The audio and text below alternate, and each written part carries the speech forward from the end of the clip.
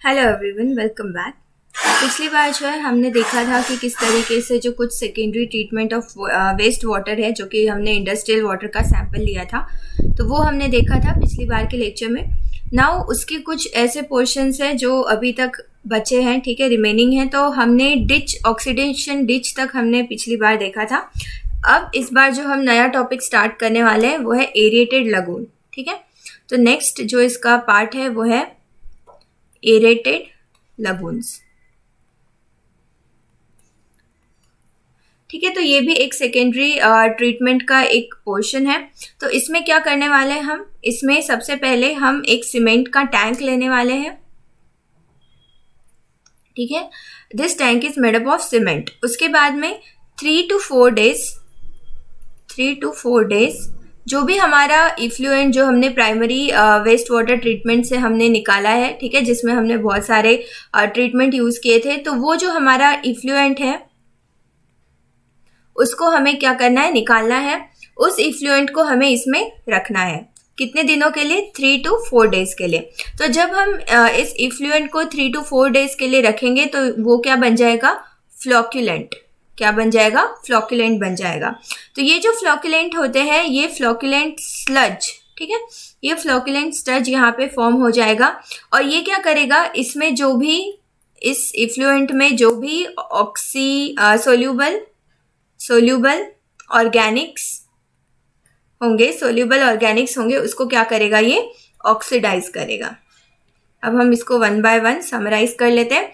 तो aerated lagoons, इसमें हमें क्या करना है, एक सीमेंट का टैंक लेना है जिसमें हमें जो इफ्लुएंट हमें प्राइमरी वेस्ट वाटर ट्रीटमेंट से मिला था वो इफ्लुएंट हमें क्या करना है, इसको 3 to 4 डेज के लिए हमें यहाँ पे रखना है। तो वो क्या बन जाएगा? फ्लोक्यूलेंट। तो ये 3 to 4 डेज में क्या होने वाला है, ये जो इफ्लुएंट है उसमें जितने भी सोल्यूबल ऑर्गेनिक्स, अब सोल्यूबल ऑर्गेनिक्स का क्या मीनिंग है यहाँ पे, तो ऐसे ऑर्गेनिक सब्सटेंसेस, ऐसे ऑर्गेनिक केमिकल्स जो इस इफ्लुएंट में सोल्यूबल हो चुके हैं, ठीक है। तो कौन से ऐसे केमिकल्स हैं जो इसमें सोल्यूबल हो सकते हैं?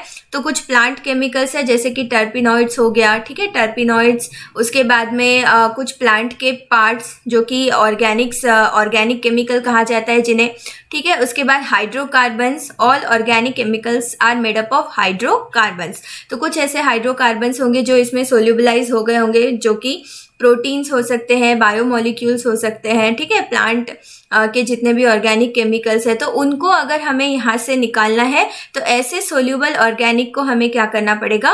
ऑक्सीडाइज।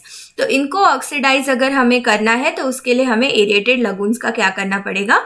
यूज करना पड़ेगा। तो ये क्या कर देता है फिर, ये हो चुका है ऑक्सीडाइज, ये हमें कैसे पता चलेगा? तो इसमें जो BOD है, बायोलॉजिकल ऑक्सीजन डिमांड, ये यहाँ पर कम हो जाएगा, ठीक है। Biological oxygen demand reduces. क्यों कम हो जाएगा? क्योंकि अगर इसमें ऑर्गेनिक मैटर कम हो गए, ऑर्गेनिक मैटर की क्वांटिटी कम हो गई, तो इसमें एब्जॉर्ब होने वाला जो ऑक्सीजन है उसका अमाउंट भी क्या हो जाएगा?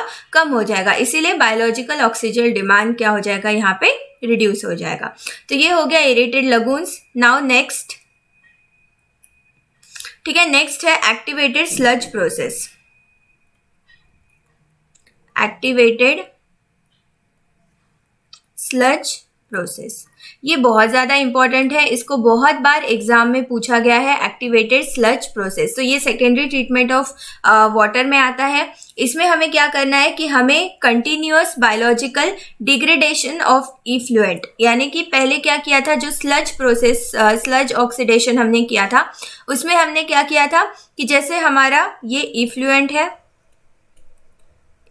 है, ठीक है, उसके बाद उसे हमें किस में रखना है? एरेशन टैंक में हमें रखना है। फिर हमने क्या किया था, एक राउंड ओवल शेप का जो हमने स्लज टैंक बनाया था, ओवल शेप का जो हमने स्लज टैंक बनाया था उसमें हमें रखना था। उसके बाद यहाँ से जो ट्रीटेड इफ्लुएंट वो बाहर निकलेगा, ठीक है, और बाकी जो वेस्ट स्लज जो कि ट्रीट नहीं हुआ वो यहाँ से क्या हो जाएगा? रिमूव हो जाएगा। फिर से इस वेस्ट स्लज को हमें क्या करना है? वापस से रिसाइकल करना है, वापस से सेम साइकिल में उसको क्या कराना है, फ्लो कराना है। तो ये जो सेम साइकिल में फ्लो कराना है, इसमें डिसकंटिन्यूटी नहीं होनी चाहिए, यानी कि ये पूरा का पूरा प्रोसेस क्या होना चाहिए, कंटिन्यूअस होना चाहिए। तो कंटिन्यूअस अगर है तो हम उसे क्या कहेंगे, एक्टिवेटेड स्लज प्रोसेस। अदरवाइज अगर वो कंटिन्यूअस नहीं है, डिसकंटिन्यूअस है, तो क्या कहेंगे, नॉर्मल स्लज प्रोसेस और स्लज डाइजेशन, जो कि हमने पहले भी देखा था। तो एक्टिवेटेड स्लज प्रोसेस की खासियत ये है कि this is continuous biological degradation of effluent. ठीक है, बायोलॉजिकल डिग्रेडेशन है, इसमें biological bacterias, biological micro organisms का होना बहुत ज़्यादा ज़रूरी है, क्योंकि जो भी हमारा इफ्लुएंट, जो हमारा प्राइमरी ट्रीटमेंट से आया है, प्राइमरी ट्रीटमेंट से जो हमारा इफ्लुएंट आया है, उसको हमने एरेशन टैंक में रखा। एरेशन टैंक में रखने के बाद हमने वहाँ पे क्या किया, ऑक्सीजन प्रोवाइड किया। यहाँ पे हम क्या करते हैं, ऑक्सीजन प्रोवाइड करते हैं, जितने भी माइक्रो ऑर्गेनिजम्स है वो यहाँ पे हम इनोकुलेट करते हैं। उसके बाद हम उसको रख देते हैं स्लज टैंक में। तो ये जो स्लज टैंक है ये ओवल शेप का होता है। ठीक है, ये ओवल शेप के स्लज टैंक में हमने इसको डाल दिया। उसके बाद हमने इसे यहाँ ऑक्सीडाइज होने के लिए छोड़ दिया। जो भी इसमें केमिकल्स है या जो भी इसमें वेस्ट है, उसको ये माइक्रो ऑर्गेनिजम्स खा लेंगे, अपने एनर्जी यूटिलाइजेशन के लिए ले लेंगे। उसके बाद में जो बचा हुआ वाटर है वो यहाँ पे क्या हो जाएगा, वेस्ट स्लज यहाँ पे बाहर आ जाएगा और ट्रीटेड इफ्लुएंट जो है ये यहाँ से बाहर हो जाएगा। तो इस टैंक के दो आउटलेट्स होंगे, एक में वेस्ट स्लज निकलेगा और एक में ट्रीटेड इफ्लुएंट निकलेगा। ठीक है, उसके बाद ये इफ्लुएंट यहाँ पे आके क्या हो जाएगा, जमा हो जाएगा। तो ये जो जमा हो गया इफ्लुएंट है, वापस से इसको हम रिसाइकल करते रहेंगे। तो अगर ये प्रोसेस साइक्लिक होते रही तो इसे हम क्या कहेंगे, कंटिन्यूअस स्लज प्रोसेस और एक्टिवेटेड स्लज प्रोसेस। ठीक है, अब जो इसमें बैक्टीरियाज हम यूज करते हैं, in next cycle of portion of previous cycle is recycle. ठीक है, तो बार बार जो है इसका साइकिल क्या होने वाला है, रिसाइकल होने वाला है। उसके बाद में हम ऑक्सीडेशन पॉन्ड देखेंगे। तो इसमें यूज करने वाले कुछ बैक्टीरियाज के नाम मैंने पिछली बार भी बताए थे, तो वो बैक्टीरियाज के नाम आपको याद रखने हैं। उसके बाद नेक्स्ट हम ऑक्सीडेशन पॉन्ड डिस्कस करेंगे। स्लज डाइजेशन में मैंने बैक्टीरिया के नेम्स बताए थे। नाउ नेक्स्ट हम डिस्कस करने वाले हैं ऑक्सीडेशन पॉन्ड। तो ये वाला भी बहुत ज़्यादा इंपॉर्टेंट है, इस पे भी बहुत ज़्यादा क्वेश्चन पूछे जाते हैं। एक्टिवेटेड स्लज प्रोसेस और ऑक्सीडेशन पॉन्ड, इस पे बहुत बार क्वेश्चन पूछे गए हैं। तो ऑक्सीडेशन जो पॉन्ड है उसमें हमें क्या करना है, in this the effluent is allowed to get oxidise with the help of bacteria and algae. तो यहाँ पर ऑक्सीडेशन प्रोसेस हमें करवाना है। ऑक्सीडेशन मतलब मैंने पहले भी बताया, फिर से बता रही हूँ, addition of oxygen, removal of hydrogen और लॉस ऑफ इलेक्ट्रॉन। ठीक है, तो ये याद रखना है, addition of oxygen, removal of hydrogen और लॉस ऑफ इलेक्ट्रॉन। ठीक है, तो ये तीनों जो है ऑक्सीडेशन प्रोसेस में आता है। यहाँ पे ऑक्सीडेशन प्रोसेस हमें करवाना है with the help of micro organisms, जिसमें दो टाइप के माइक्रो ऑर्गेनिजम्स यहाँ पे स्पेसिफिकली यूज किए जाते हैं। पहला है बैक्टीरिया और दूसरा है अल्गी। ठीक है, तो बैक्टीरिया के बारे में आप सभी जानते हैं, बैक्टीरिया क्या है, माइक्रो ऑर्गेनिजम्स है। ठीक है, और अलग अलग टाइप के बैक्टीरियाज होते हैं, rod shape, Oval shape, spherical shape. ठीक है, तो ये सारे बैक्टीरिया यहाँ पे यूज कर सकते हैं हम, लेकिन पर्टिकुलर बैक्टीरिया ही यूज करेंगे। उसके बाद अल्गी भी माइक्रो ऑर्गेनिज्म का ही एक टाइप है, लेकिन ये मोस्टली क्या करता है, प्लांट किंगडम से भी बिलोंग करता है। तो यहाँ पे अल्गी को भी हम क्या करने वाले, यूज करने वाले। आपने ब्लू ग्रीन अल्गी के बारे में सुना होगा, ऑल्सो कॉल्ड एज साइनोबैक्टीरिया। तो यहाँ पे देखो पॉन्ड का जो डेप्थ है, तो ये पॉन्ड हमने यहाँ पे एक आइदर आर्टिफिशियली जनरेट करना है, या अगर पॉन्ड वहाँ पे ऑलरेडी है, कोई ऐसा पॉन्ड जिसमें हमें वेस्ट वाटर ट्रीटमेंट करना है, तो वहाँ पर भी हम ये वाला ट्रीटमेंट ऑक्सीडेशन पॉन्ड का यूज कर सकते हैं। तो यहाँ पे पॉन्ड का जो डेप्थ होना चाहिए 1.5 to 2 मीटर्स। ठीक है, डेप्थ होना चाहिए 1.5 to 2 मीटर्स। उसके बाद कॉन्क्रीट और ब्रिक लाइनिंग, तो ये पॉन्ड के ऊपर इस तरीके से कॉन्क्रीट का या तो फिर ब्रिक का, ठीक है, concrete means cement, brick means ईंटें, उनकी लाइनिंग्स होनी चाहिए। और bottom layer act as a anaerobic phase after some times. ये जो बॉटम लेयर है इसका पॉन्ड का, ऑटोमेटिकली कुछ टाइम बाद एरोबिक फेज करके एक्ट करेगा। क्यों अनएरोबिक फेज करके एक्ट करेगा? क्योंकि यहाँ तक ऑक्सीजन पहुंचेगा नहीं, ठीक है। अब यहाँ तक ऑक्सीजन पहुंचेगा नहीं क्योंकि यहाँ पे क्या हो जाएगा, बैक्टीरिया और एल्गी की लेयर फॉर्म हो चुकी होगी, इसीलिए ऑक्सीजन यहाँ पे पहुंचेगा नहीं। तो उस केस में क्या होगा, उस केस में ये अनएरोबिक फेज करके एक्ट करेगा, ठीक है। उसके बाद में next, above it is a facultative zone where algae sets and provides oxygen for oxidation in the top layers, ठीक है। अब यहाँ पे 2 जोन होंगे, तो पॉन्ड के लिए हम डायग्राम देख लेते हैं प्रॉपरली।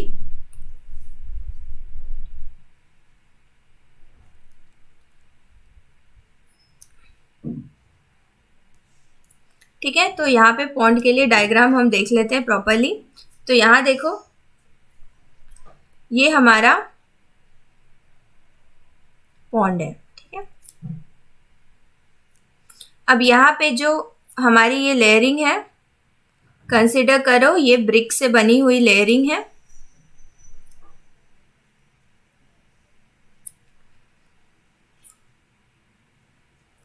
ठीक है। तो ये ब्रिक से बनी हुई लेयरिंग है यहाँ पर,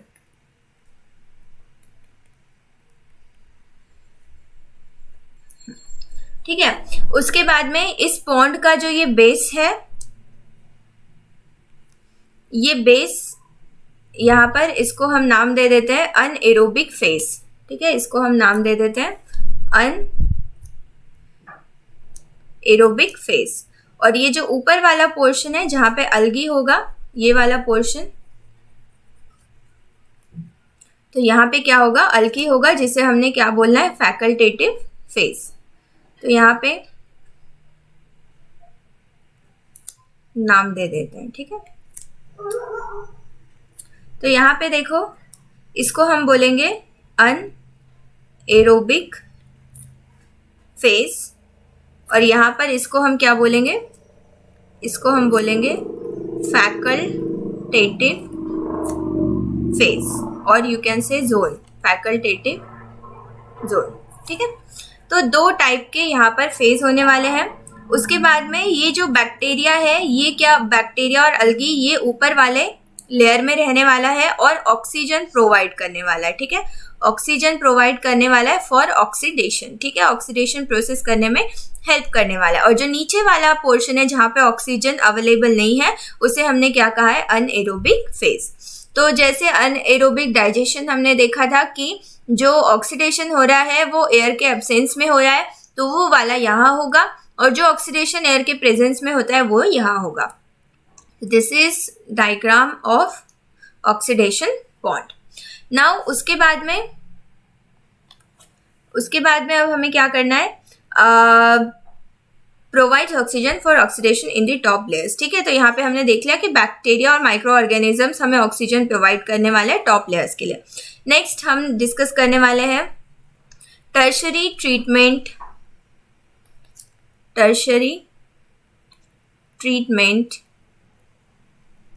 ऑफ इंडस्ट्रियल इफ्लुएंट। अब सेकेंडरी ट्रीटमेंट यहाँ पर खत्म हुआ, यानी कि ऑक्सीडेशन पॉन्ड से, ऑक्सीडेशन डिच से, स्लज एक्टिवेटेड स्लज प्रोसेस से जो भी हमारा इफ्लुएंट बचा है या जो भी हमारा इफ्लुएंट बना है, अब हम उसको tertiary treatment of industrial effluent में डालेंगे, ठीक है। टर्शरी ट्रीटमेंट करेंगे अब। So this is an treatment that helps in removing bacteria and dissolve inorganic matter like oxides. तो अब तक हमने जो भी बात की वो ऑर्गेनिक केमिकल्स के लिए की, ठीक है। अब यहाँ पे क्या रिमूव होने वाले हैं, तो एक बारी हम इसके शॉर्ट नोट्स बना लेते हैं, बुलेट्स बना लेते हैं कि क्या क्या होने वाला है इसमें। तो ये टर्शरी ट्रीटमेंट है, ठीक है। तो इसमें हम क्या करने वाले हैं, रिमूव बैक्टीरिया, ठीक है। उसके बाद हम इसमें क्या करने वाले हैं, रिमूव इनऑर्गेनिक केमिकल्स। जो भी इनऑर्गेनिक केमिकल्स है, इनऑर्गेनिक मैटर्स है, वो यहाँ पे अब क्या होने वाला है, रिमूव होने वाला है। अब इसका एग्जांपल क्या है, ऑक्साइड्स, कार्बोनेट्स, ठीक है, सल्फेट्स, ये सब क्या है, इनऑर्गेनिक मैटर। उसके बाद residual bacteria is remove by keeping effluent in maturation ponds. अब यहाँ पे जो मैचुरेशन पॉन्ड है उसके बारे में हम डिस्कस करने वाले हैं, ठीक है। उसके बाद में even after if it bacteria resides then bleaching powder is added. तो इसको हम कैसे इनऑर्गेनिक मैटर को रिमूव करने वाले और कैसे बैक्टीरिया को रिमूव करने वाले, ये अभी हम यहाँ पे डिस्कस करेंगे। तो लेट अस स्टार्ट। तो बैक्टीरिया जो है, सबसे पहले देख लेते हैं बैक्टीरिया के बारे में। तो बैक्टीरिया को अगर हमें रिमूव करना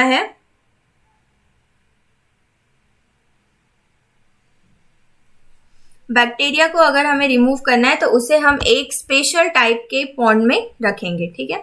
स्पेशल टाइप के पॉन्ड में उसे हम रखेंगे जिसे मैचुरेशन पॉन्ड कहा जाता है। मैचुरेशन पॉन्ड, ठीक है। बैक्टीरिया को अगर हमें रिमूव करना है तो उसे हम मैचुरेशन पॉन्ड में रखेंगे और उसके बाद में इवन इफ बैक्टीरिया रिसाइड्स, अगर फिर भी बैक्टीरिया बचता है तो फिर हम उसमें ब्लीचिंग पाउडर का इस्तेमाल करेंगे, ठीक है। तो बैक्टीरिया को रिमूव, सबसे पहले टर्शरी ट्रीटमेंट में बैक्टीरिया और इनऑर्गेनिक मैटर को रिमूव किया जाता है, जिसमें अगर बैक्टीरिया को रिमूव करना है तो उसको हम मैचुरेशन पॉन्ड में रखेंगे, ठीक है। मैचुरेशन पॉन्ड में अगर बैक्टीरिया रिमूव होता है तो ठीक है, अगर नहीं रिमूव होता है तो फिर उसमें हम क्या यूज करने वाले, ब्लीचिंग पाउडर। उसके बाद में इसमें कंप्लीट किलिंग ऑफ बैक्टीरिया हो जाएगा, ठीक है। और इसमें ब्लीचिंग पाउडर में chlorine and bromine is used is a cause rupture of bacterial cell. तो ब्लीचिंग पाउडर के केस में क्लोरीन और ब्रोमीन हम क्या करने वाले, यूज करने वाले। तो ये क्या करता है, अगर हम इसको यूज कर लेंगे बैक्टीरिया को रिमूव करने के लिए, तो ये जो बैक्टीरियल सेल है, ठीक है, इसको ये डैमेज कर देगा, ठीक है, इसको ये रप्चर कर देगा, डैमेज कर देगा, तो इसीलिए इसको हम यहाँ पे यूज करेंगे। उसके बाद में इनऑर्गेनिक सब्सटेंसेस को रिमूव करने का टेक्निक। तो सबसे पहला टेक्निक है रिवर्स ऑस्मोसिस, ठीक है। सबसे पहला टेक्निक है यहाँ पर रिवर्स ऑस्मोसिस। रिवर्स ऑस्मोसिस के बारे में सभी ने, आपने सुना होगा, आरओ जिसे हम कहते हैं रिवर्स ऑस्मोसिस, ठीक है। So movement of any solvent from its solution of low concentration to high concentration is called reverse osmosis, ठीक है। तो अभी यहाँ पे एक एग्जांपल ले लेते हैं।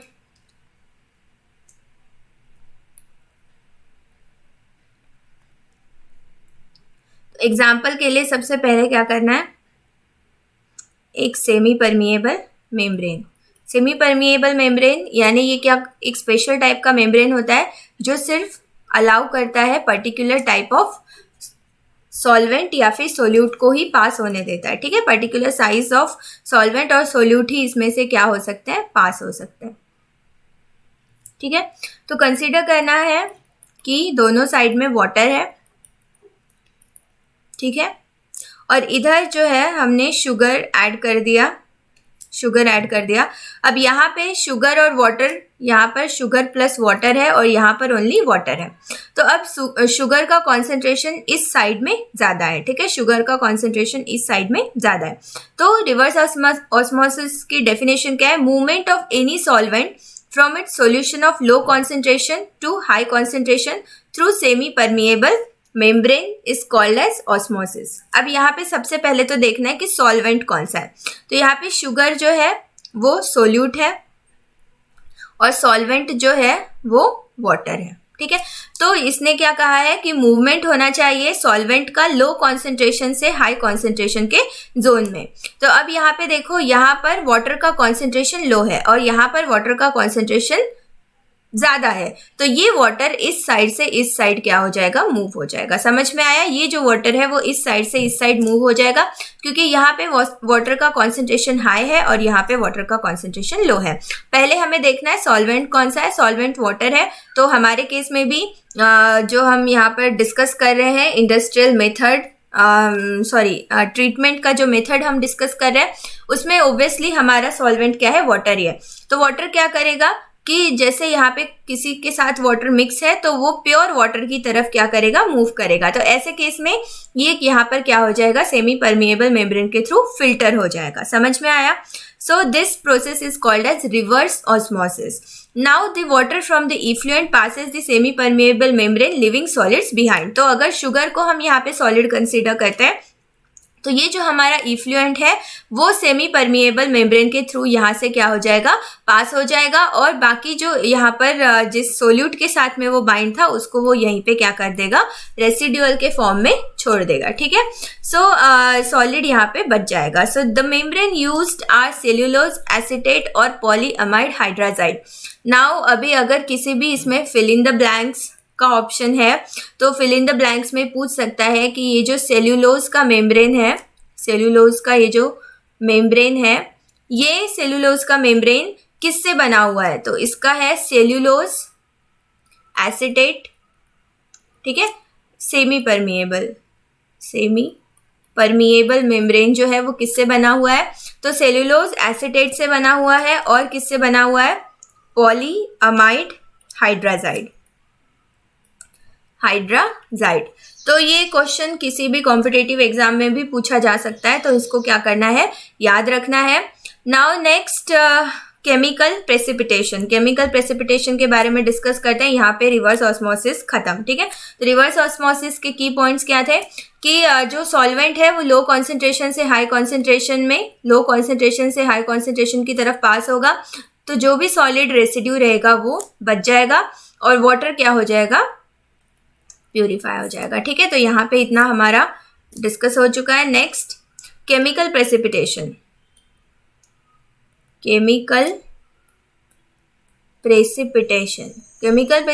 में क्या होगा? In this technique metals are remove by precipitating them in the form of hydroxide, sulphates, iodide etcetera. अब क्या होता है, केमिकल्स मेटल, अब जैसे हमारा इफ्लुएंट आ गया सेकेंडरी ट्रीटमेंट के बाद ये इफ्लुएंट हमें मिल गया। अब हम क्या करने वाले, इसका एनालिसिस, केमिकल एनालिसिस, सैंपल को भेजेंगे, एनएमआर कराएंगे, आईआर कराएंगे, पता करेंगे कि कौन से मेटल्स इसमें प्रेजेंट है। ठीक है, कौन से मेटल्स इसमें प्रेजेंट है। अब फॉर एग्जांपल हमें पता चला कि इसमें आयरन प्रेजेंट है। ठीक है, आयरन प्रेजेंट है, क्रोमियम प्रेजेंट है, और भी बहुत सारे मेटल्स प्रेजेंट है। तो इनको अगर हमें बाहर निकालना है तो हमें देखना होगा कि आयरन क्या बनाता है, ऑक्साइड्स बनाता है, हाइड्रोक्साइड्स बनाता है। ठीक है, उसके बाद में यहाँ पर सल्फेट्स, तो कोई ऐसे क्रोमियम सल्फेट्स बनाता है। ठीक है, सल्फेट्स बनाता है। तो ये हमें पता करना पड़ेगा कौन से मेटल्स इसमें है, और उस हिसाब से हम उसको क्या करेंगे, केमिकल प्रेसिपिटेशन, यानी मेटल को प्रेसिपिटेट करवा लेंगे। तो अगर उस पानी में हमने ऐसा कोई केमिकल डाला कि जिससे आयरन ऑक्साइड या आयरन हाइड्रोक्साइड बन के प्रेसिपिटेट हो जाए, फिर हम उसको क्या कर सकते हैं, फिल्टर कर सकते हैं। फॉर एग्जांपल ये वाटर का सैंपल है, इसमें हमारा क्रोमियम प्रेजेंट है, तो हमने ऐसा केमिकल डाला, फॉर एग्जांपल H2SO4 डाला कि ये बन गया क्रोमियम सल्फेट, और ये जो क्रोमियम सल्फेट है ये क्या करेगा, ये यहाँ पे प्रेसिपिटेट हो जाएगा। ठीक है, प्रेसिपिटेट होने के बाद इसको हम क्या कर लेंगे, फिल्टर कर लेंगे। ठीक है, तो इस तरीके से होता है केमिकल प्रेसिपिटेशन। नाउ नेक्स्ट सी है इसका evaporation mostly used for the recovery of radioactive substances. Effluent containing radioactive substances is boiled, and after water gets evaporated the concentrated solution is recycled again in industrial process. तो इसमें ध्यान दो, सबसे पहले की point ये है कि evaporation process radio active substance को रिमूव करने के लिए होता है, So effluent containing radioactive substances is boiled, and after water gets evaporated the concentrated solution is recycled again in industrial process. अब जैसे कोई ऐसी